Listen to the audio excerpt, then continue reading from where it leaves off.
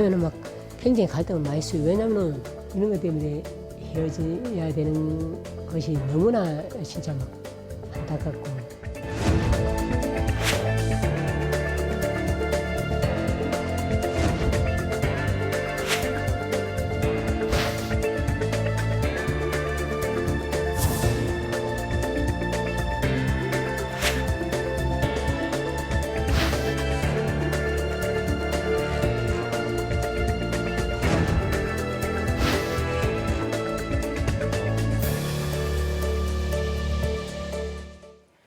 전 세계에서 인구가 5천만 명을 넘으면서 1인당 국민소득 3만 달러를 돌파한 나라들을 3050 클럽이라고 하는데요. 미국, 독일, 영국, 일본, 프랑스, 이탈리아 그리고 우리나라가 7번째로 가입했습니다. 우리나라도 명실공히 경제대국, 즉 선진국 반열에 올라선 건데요. 어젯밤 첫 방송된 MBC 경제시사 프로그램 보이는 경제 매거진에서는 이 국민소득 3만 불 시대의 이면을 들여다봤습니다. 자세한 얘기 성지영 기자로부터 들어보겠습니다. 어서 오세요. 안녕하세요. 자, 어제 방송 잘 봤습니다. 예.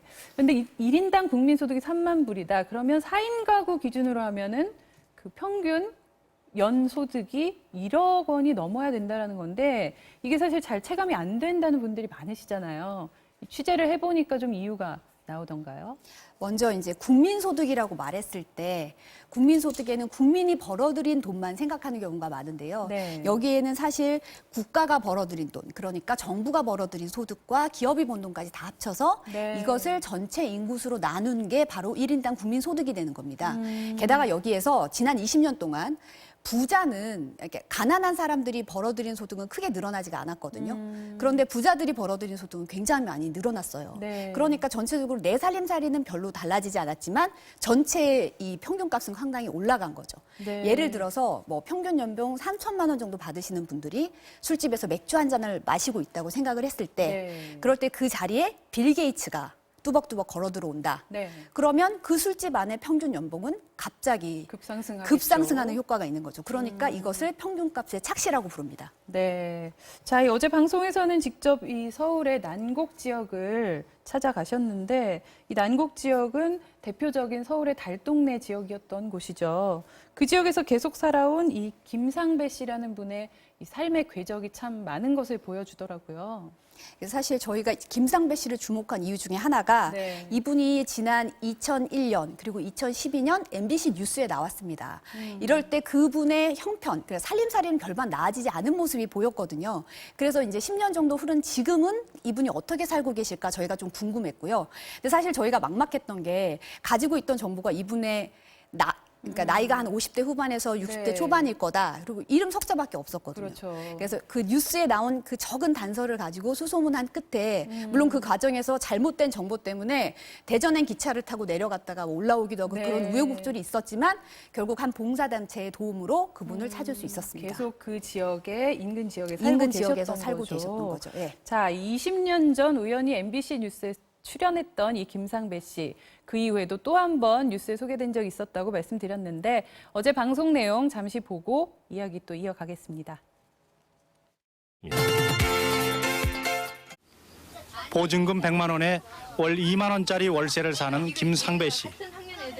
최근 딸까지 다치고 집주인이 나가라고 하지만은 이 돈으로 5 식구가 몸을 붙일 곳은 이곳 말고는 없습니다. 서울의 대표적 달동네였지만 당시 40대 초반의 김 씨에겐 가장 행복한 시절입니다. 애들 크는 것도 보고 또 이제 저는 일하고 가면요. 반기는 게 그러잖아요. 아빠 하면 저렇게 하면 이렇게 반겨주면은 그냥 이렇게 힘들었던 게 이게 이제 이렇게 막 이렇게 좀 예, 그렇게 그게 이제 행복이라고 생각하거든요. 그때가 참 좋았지요, 뭐.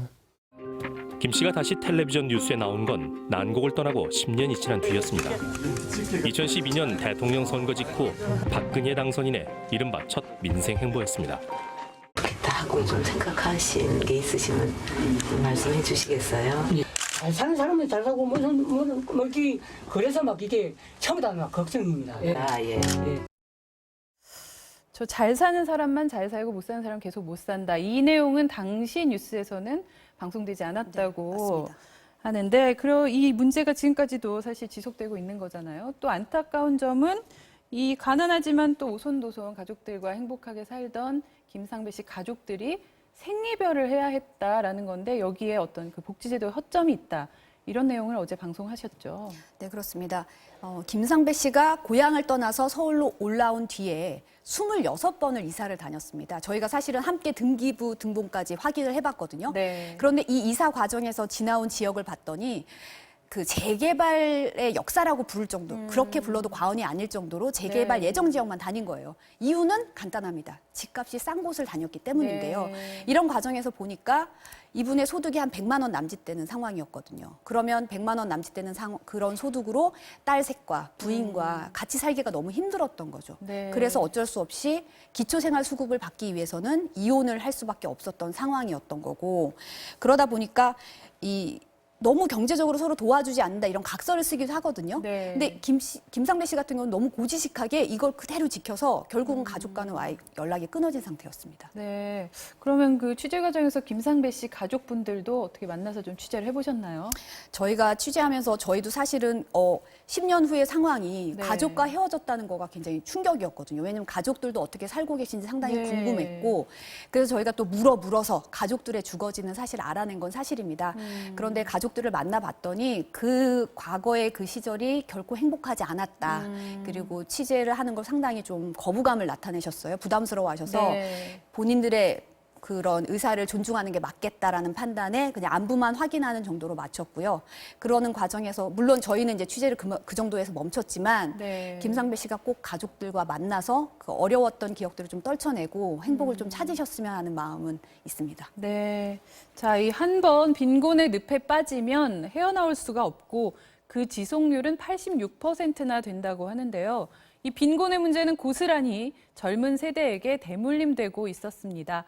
27살 조은별 씨의 사연을 한번 보시죠. 올해 27살 조은별 씨. 기초생활수급자 가정입니다. 지체장애인 엄마와 대학생인 여동생까지 세 식구. 어려서 아버지를 잃고 엄마까지 장애를 갖고 있다 보니 은별 씨는 일찍부터 가장이 됐습니다. 돈을 쓴다는 것 자체에 되게 부담감이 있었거든요. 그래서 뭘 하든 좀 이렇게 하고 싶은 게 없고 뭐 이렇게 선택을 할 수 있잖아요. 뭐 학원을 다닌다던가 취미 생활을 한다던가. 근데 돈 생각을 하면은 그냥 안 하고 싶은 생각이 드는 거예요. 은별 씨의 어머니 역시 아버지 없이 자랐습니다. 자신이 겪은 아버지의 부재, 그리고 필연적으로 닥친 가난을 그대로 두 딸에게 물려준 셈입니다. 그래서 지금 지나보면은 어떻게 보면은 이 가난을 벗어날 수 있는 방법이 사실 없어요. 사실 제가 아이를 둘 다 키웠지만은 아이들도 이런 환경에서는 뭐 대단하게 할 수 없는 거죠, 뭐. 그래서 저희는 사실 아직까지는 이런 환경 속에서 아이들이 힘들었던 얘기를 이렇게 주고받진 않았지만 우리 큰아이든 작은아이든 되게 힘들었을 것 같아요. 자, 이 어제 방송에서 저 어머니께서 아이들에게 짐만 되는 것 같다. 이 말씀이 참 마음이 아팠는데 이게 이 현행 복지제도의 부양 의무자 기준 이 때문인데 역시 많은 지적을 받고 있는 부분이죠. 네, 지금 부양 의무자는 자녀와 그 배우자, 그러니까 며느리와 사위까지 해당이 됩니다. 예. 그러니까 지금 같은 경우는 은별 씨는 결혼을 안 했으니까 이제 딸이니까 은별 씨가 돈을 벌고 있고요. 그러면 이제 지금 어머니와 동생 같은 경우는 지금은 기초생활수급을 받고 있습니다. 왜냐하면 특례 기간이라는 게 있어서 한시적으로요. 네.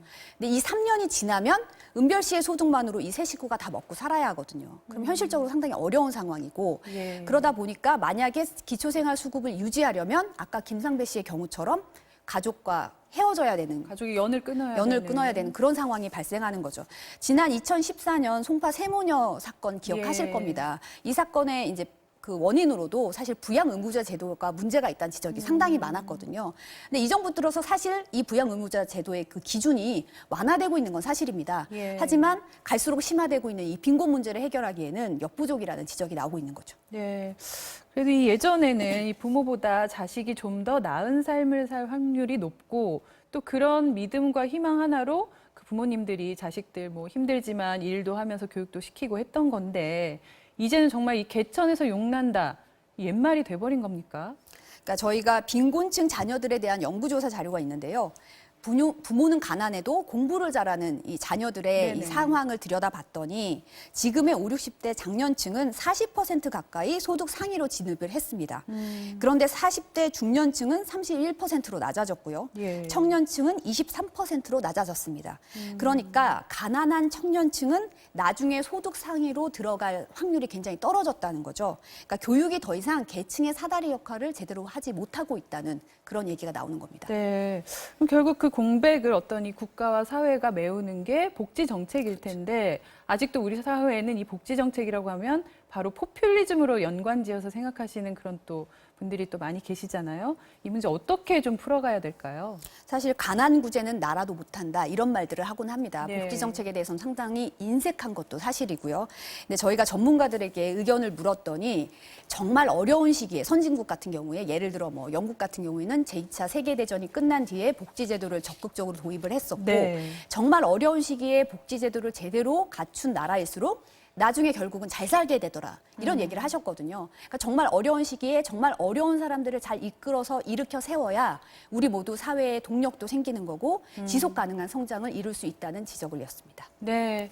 자, 이 국민소득 3만 달러 시대에 걸맞는 제대로 된 복지제도와 사회 안전망을 갖추는 일, 부의 양극화와 빈곤의 대물림으로 인한 사회 병폐들이 심각해지고 있는 지금 필수 예방접종과 같은 게 아닐까 생각해 봅니다.